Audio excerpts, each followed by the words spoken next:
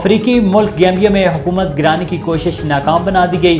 غیر ملکی میڈیا کے مطابق حکومت گرانے کی سازش میں ملوث 4 فوجی اہلکاروں کو گرفتار کیا گیا ہے۔ صدر ایڈم پیرو کی حکومت گرانے کی کوشش کرنے والے 3 اہلکار فرار ہو گئے ہیں۔ حکومت نے جاری بیان میں کہا ہے کہ امن و امان سمیت تمام صورتحال مکمل کنٹرول میں ہے اور کسی کو گھبرانے کی ضرورت نہیں ہے، تاہم ابھی تک واضح نہیں ہو سکا کہ بغاوت کی اس کوشش کے پیچھے کون ملوث تھا۔ گیمبیا مغربی افریقہ کا ایک مستحکم ملک ہے جو اپنے ساحلوں اور جنگلی حیات کی وجہ سے سیر و تفریح کے لیے بہت مقبول ہے۔ آگے بڑھیں، آپ کو بتائیں کہ سعودی عرب اور اسلامی تعاون تنظیم نے طالبان سے کابل میں خواتین کی اعلیٰ تعلیم پر عائد پابندی کا فیصلہ واپس لینے پر زور دیا ہے۔ سعودی وزارت خارجہ نے اپنے بیان میں اس فیصلے پر حیرت اور افسوس کا اظہار کیا اور کہا کہ تمام مسلم ممالک کو بھی اس پر حیرت ہے۔ وزارت نے کہا ہے کہ یہ فیصلہ افغان خواتین کے جائز شرعی حقوق کے بھی منافی ہے۔